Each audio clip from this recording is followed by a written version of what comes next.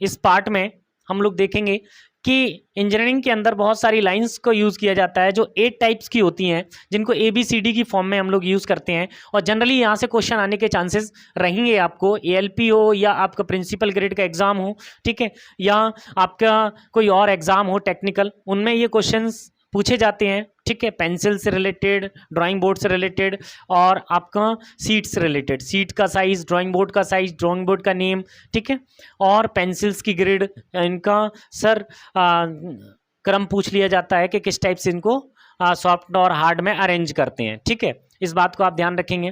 तो यहाँ पर हम बात कर रहे हैं लाइंस की, जो इंजीनियरिंग में हम लोग यूज़ करते हैं जनरली।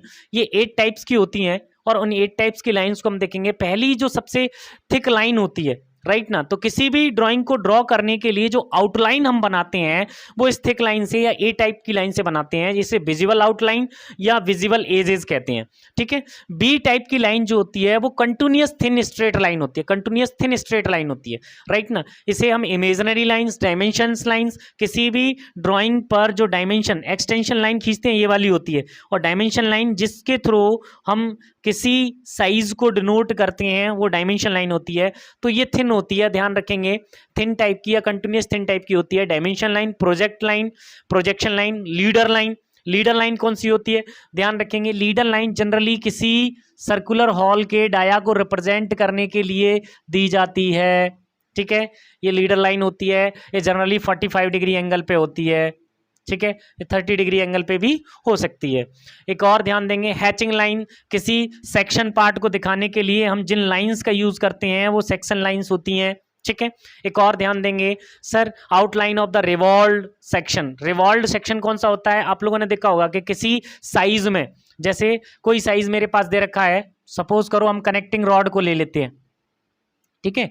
कनेक्टिंग रॉड में ये कनेक्टिंग रॉड सर जो होती है ये आई सेक्शन शेप की होती है। अगर इस आई सेक्शन शेप को हम यहां पर घुमाकर इसी जगह में दिखा दें, इसी जगह में ड्रॉ करके, राइट ना, तो उसे हम कहते हैं रिवॉल्व्ड सेक्शन। किसी सेक्शन को कट करके उसी के फ्रंट व्यू में दिखाना हम क्या कहते हैं, रिवॉल्व्ड सेक्शन कहते हैं। तो उसको दिखाने के लिए short centre line, centre to centre line denote करने के लिए, जैसे 2 सर्कल बने हुए हैं उनसे बीच की लाइन को हम ड्रॉ कर रहे हैं या उनके बारे में बता रहे हैं, तो उसके बारे में हम लोग बी टाइप की लाइन या कंटिन्यूअस थिन स्ट्रेट लाइन का यूज करते हैं।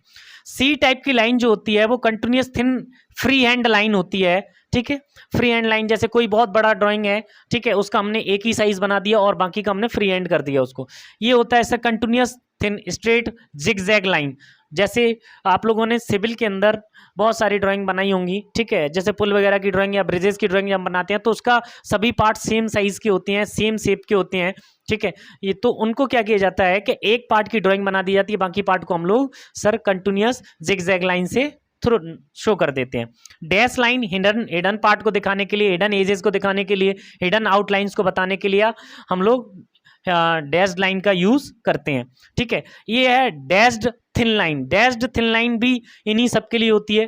थिक और थिन 2 टाइप की हो जाती है। एक होती है चैन लाइन, जी टाइप की चैन लाइन, चैन थिन लाइन, ये सेंटर लाइन को रिप्रेजेंट करती है, सिमेट्री को रिप्रेजेंट करती है और ट्रेजेक्टरी को रिप्रेजेंट करती है। जैसे ध्यान दें, अगर मेरे पास कोई सिलेंडर है, ठीक है, और उस सिलेंडर के सेंटर को अगर हमें रिप्रेजेंट करना है तो देखिएगा ये तो कंटिन्यूअस थिन लाइन हमने बना दी, डैश लाइन, लेकिन इसके सेंटर को रिप्रेजेंट करने के लिए डैश डॉट डैश करके एक लाइन बनाई जाती है बीच में, वो हमारी सेंटर लाइन होती है या ट्रेजेक्टरी लाइन होती है या फिर सिमेट्री लाइन होती है। सिमेट्री, जैसे आप ध्यान दें, अगर मैं इसकी बात करूं कि सर मेरे ये दोनों हाथों को अगर ऐसे मिला दिया जाए तो उस केस में सर ये सेंटर, ये एक्सिस ऑफ सिमेट्री होगी, ये वाली लाइन एक्सिस ऑफ सिमेट्री होगी। तो इस टाइप पे ये ऑब्जेक्ट कैसा है, सिमेट्रिक ऑब्जेक्ट है, और इसको यहाँ से अगर हटा दिया जाए तो एक्सिस ऑफ सिमेट्री से हटा रहे हैं हम लोग, ठीक है। इस बात को आप विशेष तौर पर ध्यान रखेंगे।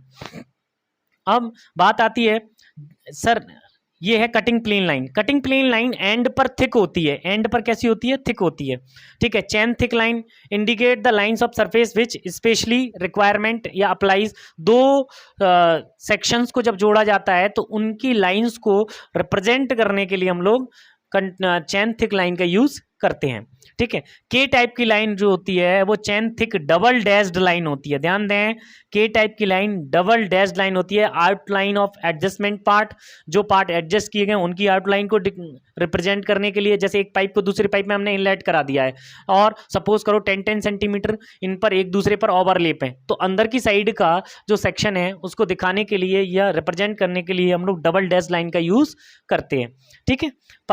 यहाँ पर भाई front view of cutting plane lines को भी रिप्रेजेंट करने के लिए हम लोग के टाइप की लाइन का यूज करते हैं। इस बात का विशेष तौर पे ध्यान रखेंगे, ठीक है, चलेगा।